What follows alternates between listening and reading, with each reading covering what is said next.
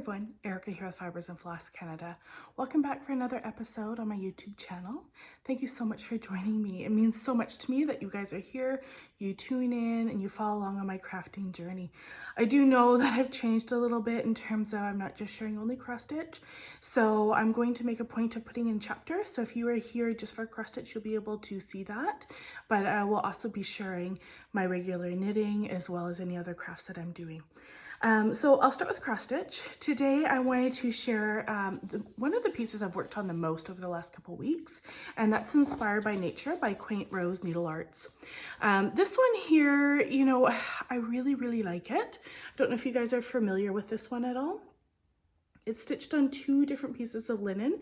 So it is, the green is Fox and Rabbit, and then the beige is Duxbury, both by, I'm sorry, I know my brain is not working. The green is Seaweed and the beige is Duxbury. They're both by Fox and Rabbit. And then the mix of the threads is all Classic Colorworks and the Gentle Art. I've really enjoyed stitching this piece just because, you know, it does have some markings of like traditional samplers, but then it also has like a fresh modern take on it. Love the moth, love the grasshopper. Both of those pieces, if you can tell, they're stitched separately and then either pinned or sewn in place after the fact. So I'm really excited to get to that point. So you guys, I did a ton of work on this. A big goal for me for 2026 is to kind of clear up some of my older projects. Anything that's close to finish, I think I'm just going to go ahead and finish. And then that way I can kind of refresh my list of what I have. Because I'm kind of doing this on the fly today, I have not ironed or boarded anything. I'm just going to hold it up and show you where I'm at. So this is my piece right now. So as you can see, what I ended up doing this time around is I extended the red work on the border. I did that whole border. And then in addition to that, I did the mushrooms. I did a little bit more red work, a little bit of flowers. Hope you guys can see that. I can't see what I'm showing you. Yeah, there you go. And then when we move over to this side here, I did the acorns on the top of the tree. So I'm really close to finishing this piece. You can see the big void there in the red work. That is where the grasshopper will go. Directly below that will be the moth. And then all that I have left on the other side is the completion of the tree right here. And then at the bottom of the tree, there's like some little animals and stuff like that. So, well, it seems like I'm really close, and you know, why did I just bang that out? There's a lot of stitching. This moth here is like, I can't remember, I had counted it, 2,300 or 2,500 stitches just in that. And there's not even that many stitches, I think, between the tree and the grasshopper. So I probably have, my guess is another 2 times I can complete this out in working on it. Yeah, and I don't want to commit myself to anything. I know I'm going to finish it this year, but I don't feel there's a need to do it right away. I have to say I am loving the colors. Really love that red work on the border there. That was so much fun to do. And yeah, I'm really enjoying this pattern. Macy did a wonderful job designing it. So really enjoyed that. And I'm really looking forward to doing the moth and the grasshopper. Just, I think the application of putting something on differently at the end is, that's what I'm always looking for, you know. A lot of people can be happy with just like sticking with plain cross stitch, and I love that too, but I'm also into anything that kind of challenges me in terms of like creative intelligence, you know, new skills, that sort of thing. So I'm always looking for something like that. So if you guys have a piece that you're loving, or that you know of, or you think you'd like to try, let me know, because I'm always on the lookout for things like that. Now, in keeping with my theme of wanting to finish some old finishes right now, is a piece I've decided to move to 2 threads a day until it's done. And I am so close to finishing this piece. It also marks the 30-year mark for this piece. If you will believe it, I started this piece in 1996. There's a whole story in itself to this piece, but I'm so close to finishing it. I'm going to share the whole story for when I do finish it. This one here is called Angel of Spring, and it's by Lavender and Lace. I've got the little card You can see that there. Woo! These ring lights, like, they're good, but they're not good, you know?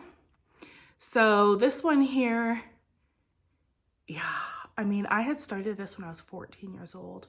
I went to the store and was like, ooh, I really love that. And the ladies were like, you cannot stitch that. That's crazy.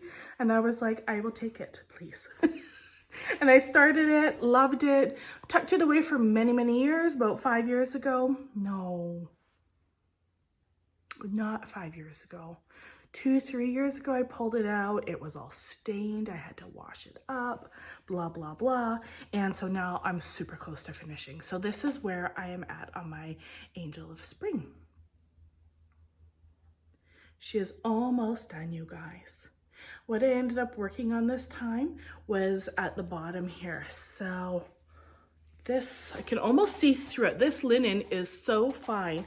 It's like, you know, the old Weeks linen that is like super floppy and super thin and really wide, like loose weave. That's what this is like. So what I ended up doing this time around was I did basically everything from here down, and I'm just getting into some of the confetti stitching in here. So really enjoying that. It's actually, you know, I'm getting into the groove of it. I'm really enjoying this piece. I'm almost done. So I don't know if I will attempt maybe one of the Christmas lavender and laces after. What's left on this is the wing. I have to fill in, I think that's all white. You see all that darker outline? That needs to be filled in. Her instrument has some strings that I need to place on there. And then you can see in the dress, there's like this really old school cord, sorry. I still have it. And so those little gold dots get put in throughout all of that there. And then there's beadwork that goes throughout the edge of her dress as well. So I think that if all goes according to plan, by the next YouTube video, maybe in 2 weeks time, I'll have a finish on her. I've really, really enjoyed stitching her. She's a 32 count, called for, I think it's Zweigart.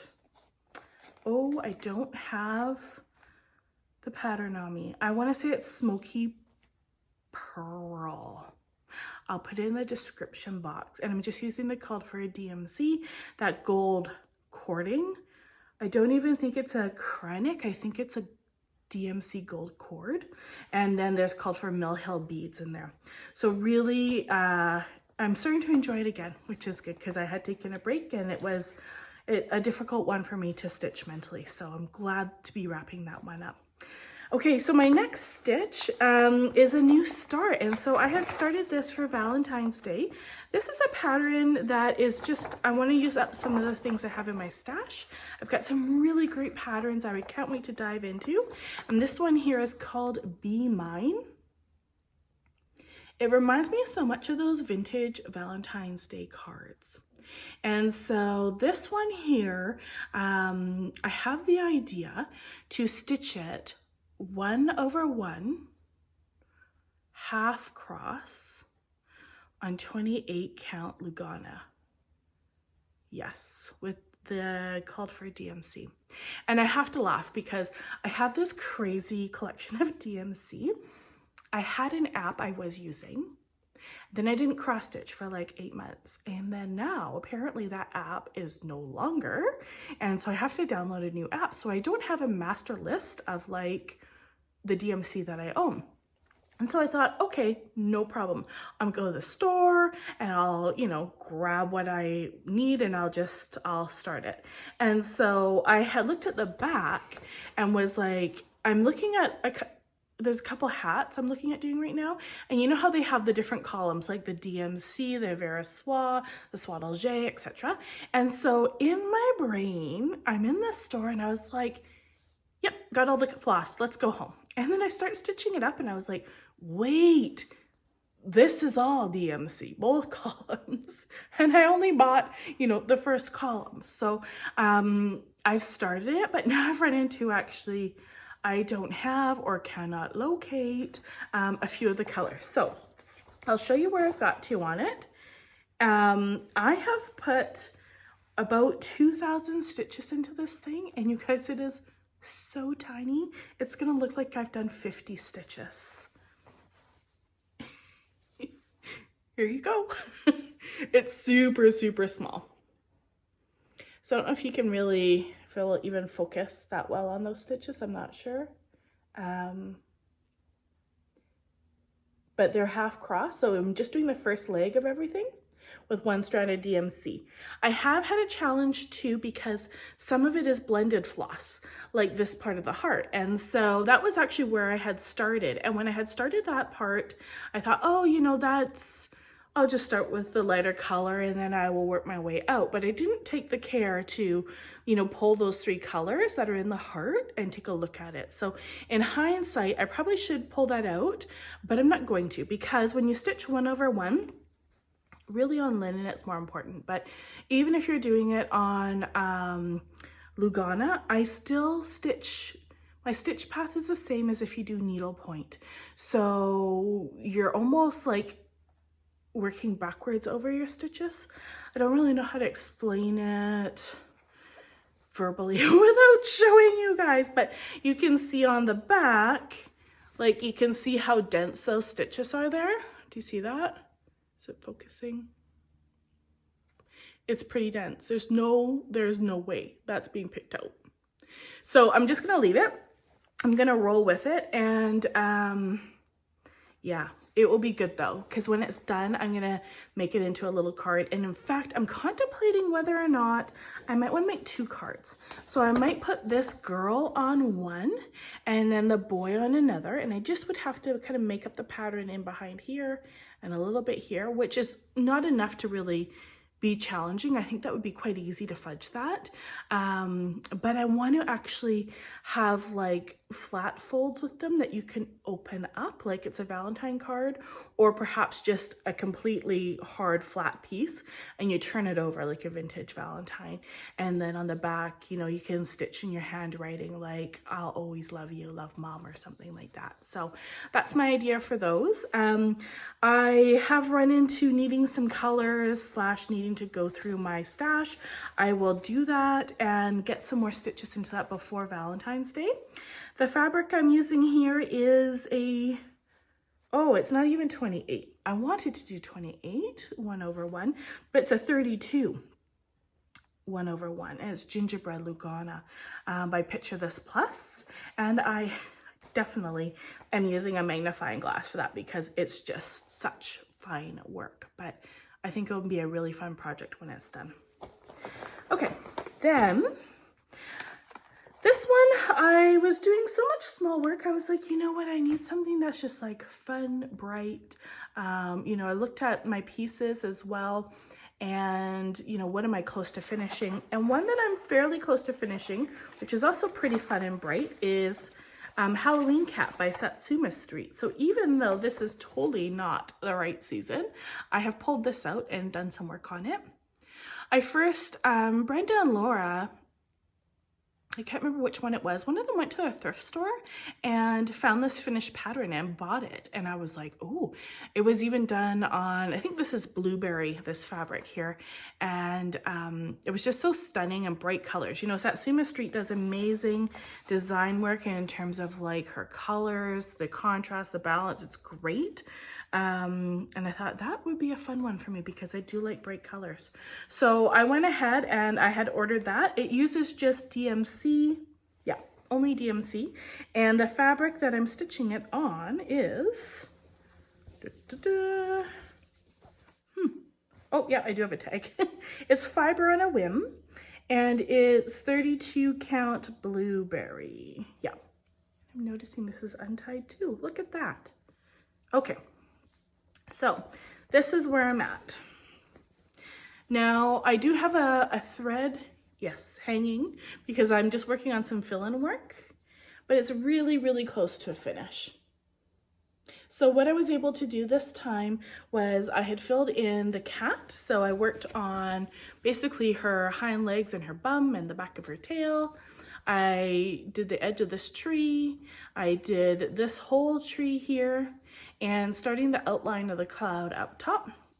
So just trying to do some more fill-in stuff so that this piece, I can, you know, pull it out if I'm hanging out with people and it's easy for me to stitch up. Or if I'm, you know, sometimes I'll take a piece to work, and if I if I get my breaks, I might work on it for 15 minutes, but that doesn't usually happen.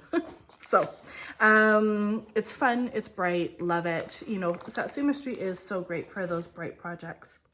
Now that's everything that I have stitched in the last 2 weeks. I've put a lot of stitches into those projects. You know, the Angel of Spring, I counted this morning, and she's about 2,300 stitches, over 2,000 stitches in the Inspired by Nature. And the Halloween cat, I can't remember, I did count it out. I think it was about 1,500 or something. So a lot of stitches for sure. Now that brings me to looking at my stash and wanting to move some of these along, because I know a couple of those pieces are really close to being finished. I want to see what's in my box, and I've pulled out 4 things that I want to start. So I'd like you guys to vote and let me know which one I should start. So this one here, I've actually never seen anybody stitch, and I'm sure there are people that have filmed and shared it, but if you know of anyone, please let me know, because I'd love to see how the finished product turns out. This is the Alexanders of Lintrathen 1829 by Hats, and I just love how crazy it is. You know, the bright colors. Look at the business down below with those crazy people. The hats almost look like little Vietnamese hats or something, you know. But yeah, I think this could be really fun. There's a giant peacock in there. There's a lot of different type of stitches in terms of the alphabet. You can see that really well. And so, yeah, and I'm also, you know, in terms of hats, the one I'm working on right now, I did a Veriswa 103 conversion for, but, you know, the DMC conversions for hats are really, really good. And so whatever one I choose here, if it's one of the hats, I think I'm going to go with the DMC and just see how it stitches up and what it looks like. So this is choice number 1. And it's a larger pattern. Where does it say? 215. Oh no, 215 by 203.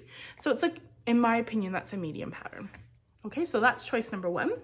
Okay, option number 2 is one that everybody already knows, and that is Jane Hopkins 1875 by Hands Across the Sea. This one here, you know, I see so many people stitching it, and I just think, oh, I want to stitch that so bad. I love the vase. I love the flowers and the full coverage, just the density in there, I think is really, really beautiful. I know, yeah, just the colors. Like, look at this, like this look down here. It's almost like I know it's way too early, but it's like an Art Deco look. So that's option 2. Option 3 is Come to the Garden by Teresa Kogut. So this is one, it's not a new pattern, you know, it's been around, but again, not seeing a ton of people stitch this. The stitch count on this one is 225 by 295. Oh, it's bigger than I thought. I don't know why I always choose the big ones. Like, I need to find some, like a good Plum Street or something small, you know? Don't know why that's such a problem for me. Okay, I said 4, but there's actually 5 options. The next one is DCVH 1785 by Modern Folk Embroidery. And this is a Dutch sampler. And I don't know what the stitch count, it's gonna be big again. You guys, I'm so bad at that, right? Let's see here.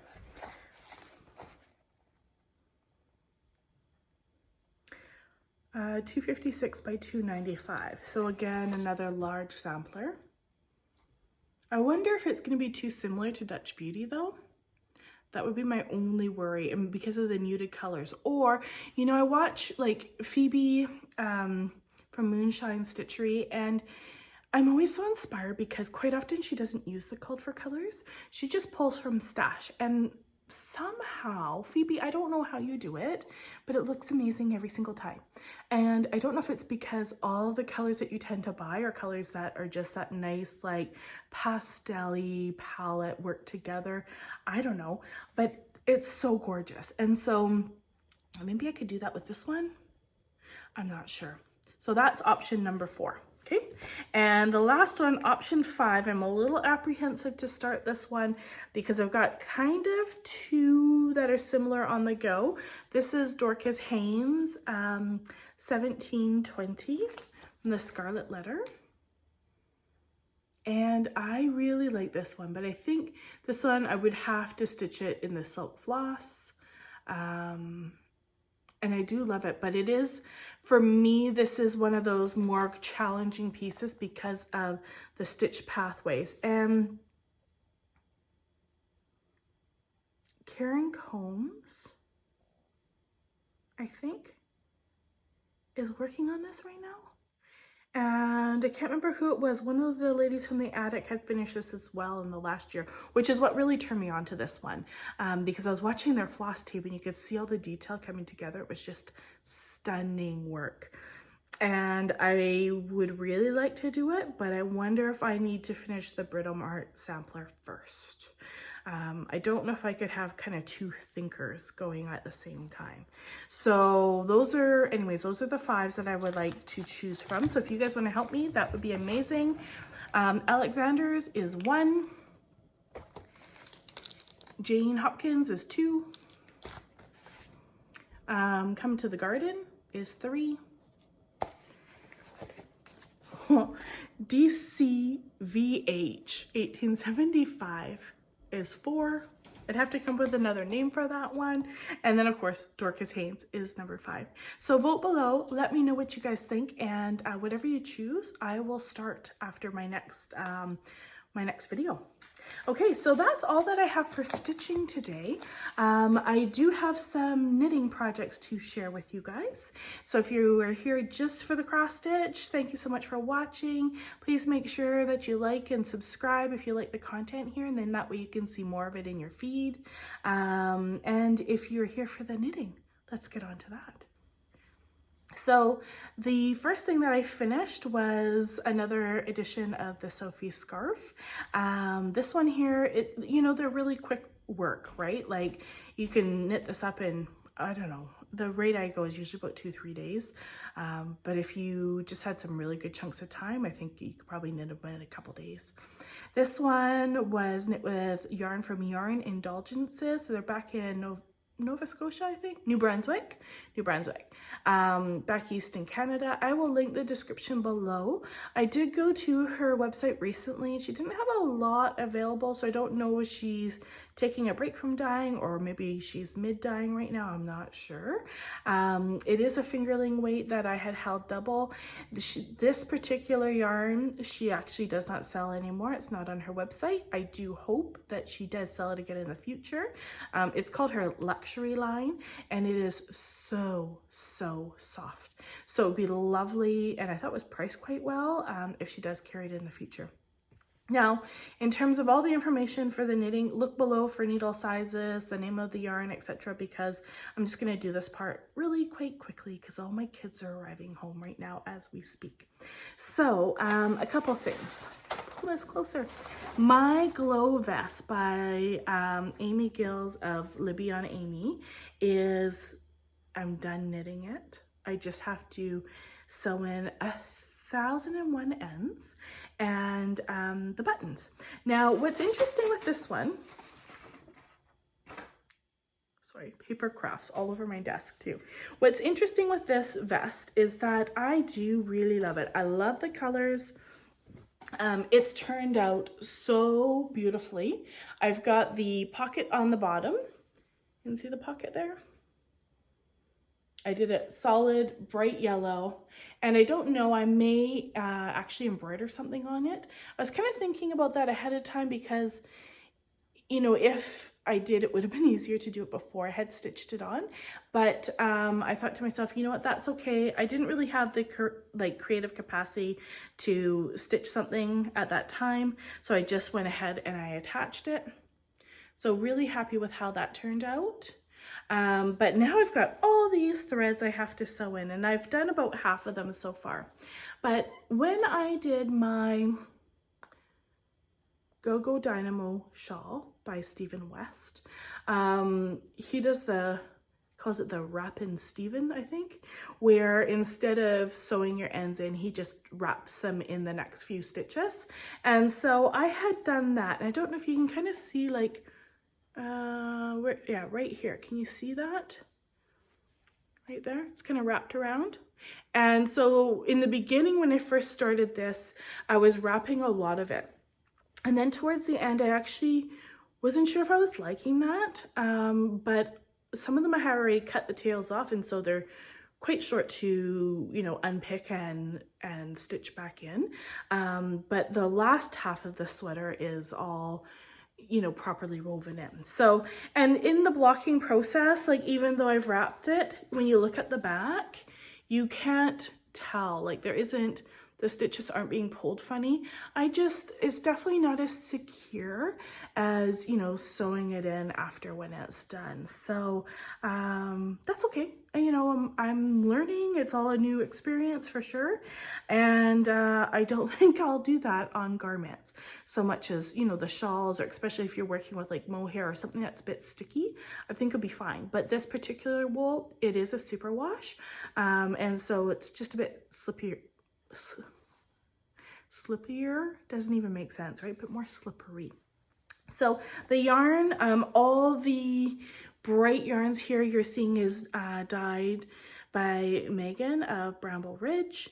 I held it double, and actually I have just gone through and redid my whole yarn stash, and maybe I will show you, because I can show you the colors I used for that. So here's a little corner of my craft room that's in the basement, and I just went ahead, and this is all leftover yarn. I love to wind it up and leave it on this pegboard.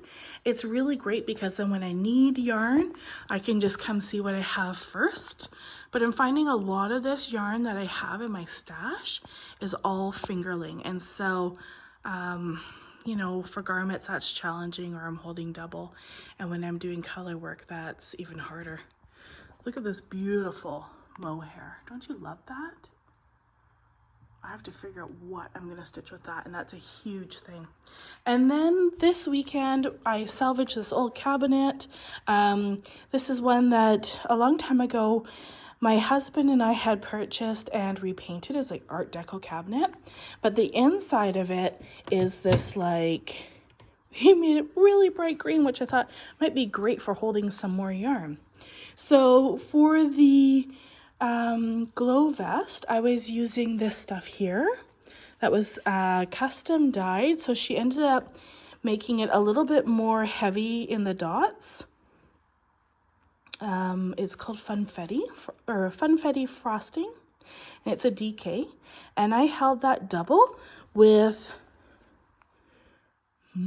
where are my neons are all over. Actually, my neons I've just put on the wall. So we've got our blue, the purple, we've got the green, the pink, and the orange, and the yellow. So that's what I ended up doing in terms of yarn for that. And I should show you. This is, okay, so these are skeins that are not used yet. These are hand spun skeins by myself. And I think this one here is by my son, and my daughter has just pulled hers out. And then my girlfriend opened a yarn store this weekend, and let me show you a couple things that I got from there. So I got, this is amazing. So this is called Yarnadelic Worsted. It's by John Arbon Textiles, sorry. Look at the color in here. So this is milled yarn, which means that, you know, think of Harris tweed and how the colors are all, they're individual colors, and then they're all woven together. So when you look at something made of Harris tweed, you're seeing tons of different colors, not just like, you know, yarn that's dipped into one color. And so this is just stunning, absolutely stunning. This one here is called Black Gold of the Sun. And I think, you know, there's not very many suppliers that sell this in North America. So I got 5 skeins of that, and I would like to make a tunic that's coming out. The Brooklyn General Store is releasing that. It was supposed to be last weekend, I think. So I'm dying to stitch that. And then I got this other line, Kinross as well, which is like a really, really gorgeous lofty 4-ply yarn, and super, super soft. And I'm going to use this to make the, what is that called now? There is, I should have been better prepared. There's a fish hat that I want to make, and there we go. And I can't think of what the pattern's name is, but I'll put a picture of it up here for you guys. It's pretty cool, and a few people are knitting it right now. So I'll have to hold that yarn double, but I think it'll be really, really beautiful. And then in addition to that, I'll show you something else I got. I bought this beautiful bag. I've been eyeing this up. Stephen and Penelope, they sell these, and I've almost ordered one. But when I found out that Angel was bringing these in, I held off. This is by Redesign Project, sorry. And my husband's like, what's with the doctor's bag? So it's not a doctor's bag, it's a knit bag. Don't know if I can do this with one hand. Let's see here. When you unzip it, the whole bag opens up, and you can actually fit a couple good projects in here. So I haven't really stocked the bag yet. You know, there's spots here to put all your double pointed needles, can go through here. There is a little spot here that you can put your tapestry needle or your cable needles. There's a zippered pouch in the middle. And then there's a couple elastic pouches on the sides as well. And everything I bought, which I think was 13 skeins of yarn, I was able to fit in here. So it's actually a pretty big bag. I did purchase more of this John Arbonne Yarnadelic for my daughter. This colorway here is called the Beautiful Ones. And what's really cool is I didn't realize is that all of their yarn for Yarnadelic, they have a Spotify playlist, and each one of their yarns is named after a song. So you could go online and yeah, and see where the inspiration comes from for these colors. So there's that one. I bought this one too. I can't remember the colorway, but I will put it down below. And we're actually not using this in the project. And then I also bought this one here, which is called Waltz. And again, when you look at these colors, they are, look at that. You see the different colors in there? Blues, purples, grays, all sorts of colors. And even this one here, if you look closely, it's not a tan. Do you see that? You got the yellows, the pinks, the grays, the blues, and then the warm cream color. It's just beautiful. And I will bring you back to my table and show you what I'm actually making for Ava. I finished filming the whole video, and then I realized I didn't hit record. So I will record it again for you guys. The project that I'm knitting for Ava is the Frost Lines Cardi by Drea Renee Knits, or Andrea Mowry. This one here I've chose to knit for my daughter Ava. It's a crop cardigan, and absolutely love the pattern. It's super cute. So let me show you where I'm at here. It's so petite. Ava's so tiny. It's the size 1, or the very first size is what I'm knitting for her. What I am doing, it is a raglan construction. It's knit from top down. Afterwards, you will add on the sleeves, and then of course the collar and the, what do you call it? You know, the edge of the cardigan. I can't think of what it's called right now.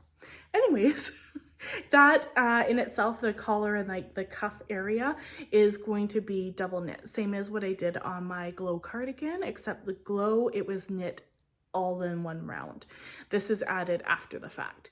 So I'm really, really excited to see this come together. I've knit on this in 2 evenings, and it's just, I'm flying through it so far. So I am using that Yarnadelic, the Beautiful One, for this color here.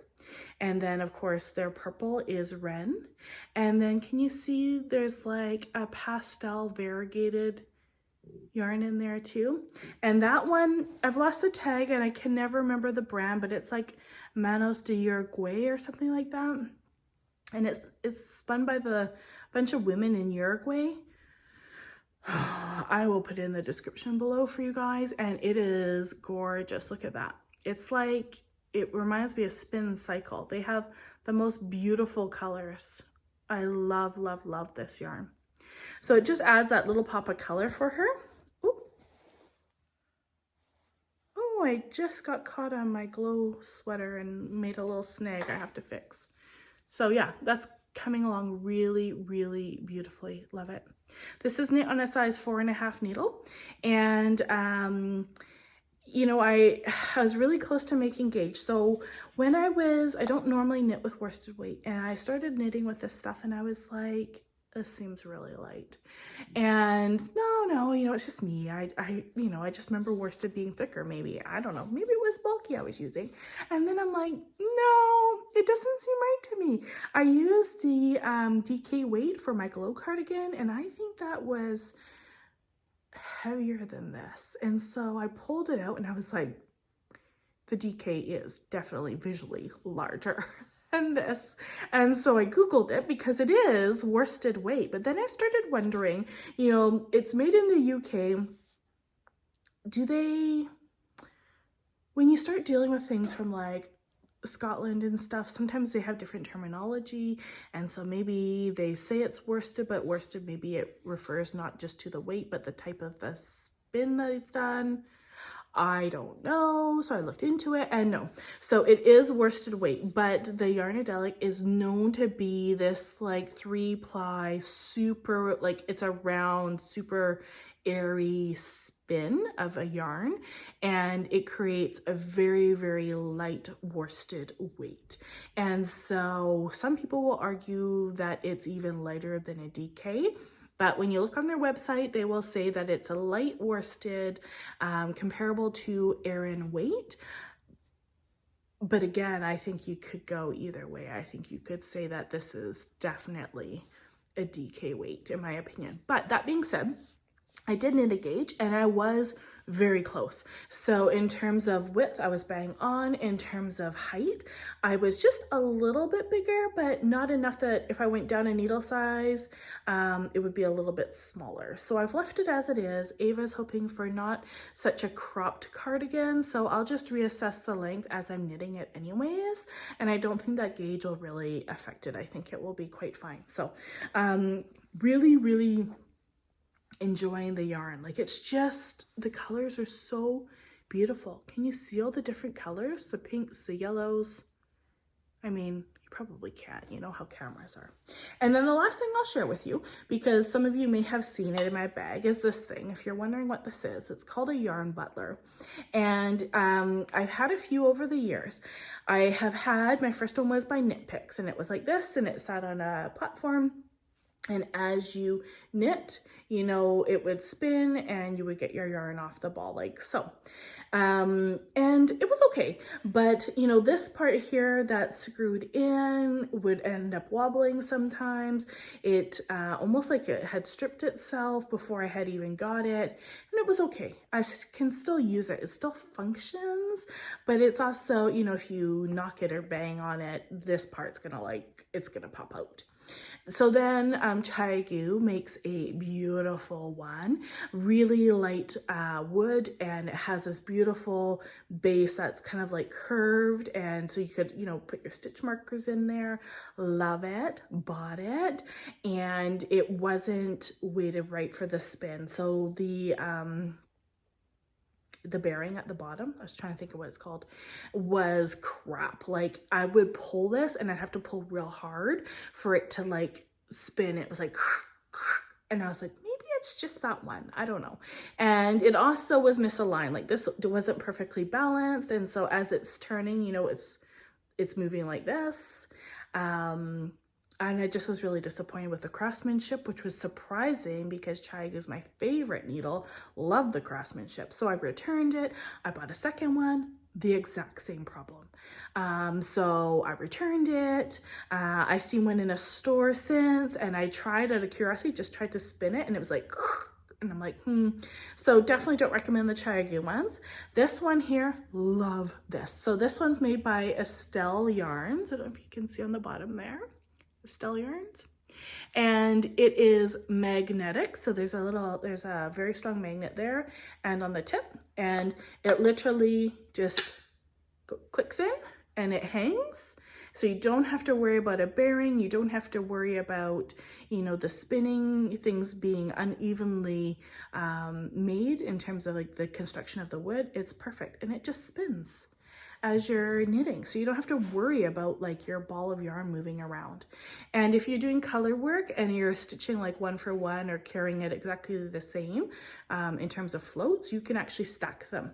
So, and I've done that before and it's worked really good, provided your balls are both brand new balls and they're the same size. Otherwise they spin at different rates. So highly recommend that. Yeah, what else can I tell you? I'm going to put a reel in here for you because I went to my girlfriend's opening of the Woolly Bulldog. It's in Fort Langley. So if you're in the Lower Mainland or if you're in BC and you're traveling through the Lower Mainland, I highly recommend you stop in to see her. She has the most beautiful products, you know, between the Kinross yarn and the Yarnadelic. I think it's Yarnadelic. She's the only one in North America that carries it. I think the Kinross is carried by a couple other vendors, but not many. So they're both really, really difficult lines to find. So if you're interested in those, she'll be a great place to get it. She carries a huge assortment of knitting for olive.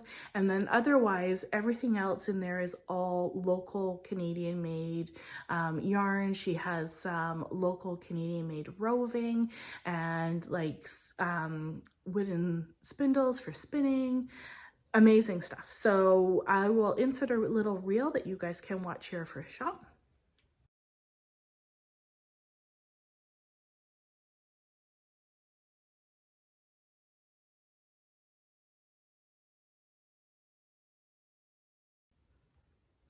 Currently, she doesn't have her website up and running yet, but I'm sure she's going to have one. And I would highly recommend checking that out once it's up. When it is up, I will log on here and let you guys know. Yeah, I will attach details below too for the next Stitchers at the library, which I think is on Valentine's. I think it's this coming Saturday, tomorrow. So if you guys are around here and you want to join them, just check below for the details. I think it's the 10:30 to 1, and otherwise the next one will be in March on the 14th as well, and I'll put the details below for that one. Other than that, I don't really know of anything happening in the Lower Mainland. I think right now there's the big conference that's coming by Embroidery. Is it Embroidery Guild of Canada? They're doing a big conference in May in Richmond. And I've looked into that as well. It is quite costly to go though. Just to register to go for a couple of day classes is like $500. And then the cost of your class, which isn't much. The class is quite affordable for the class and kit. But I don't think I'm going to go because it is a pretty big chunk of money, and the couple classes I'd be most interested in are of course sold out. And there's a lot of cancellations, which is kind of disappointing to see. So I'm not sure why that is, but almost 50% of their classes have been canceled. So I'm not sure what happened there, but yeah, if you guys have any recommendations of any other, you know, knitting groups that are meeting or knitting with other people, let me know. I'm happy to join. I know that for the Woolly Bulldog as well, she has a big community table and said anytime people want to come with a project, you know, grab a coffee from one of the local bakeries, come in and just, you know, knit together, they're welcome to do that. So I'll definitely be doing that with some girlfriends this week as well. Anyways, I think that's it for now. So remember, if you are here to vote for those 5 cross-stitch projects, yeah, and thank you so much for hanging out with me today. I will be back again in a couple weeks, and I will see you then. Thank you. Bye for now.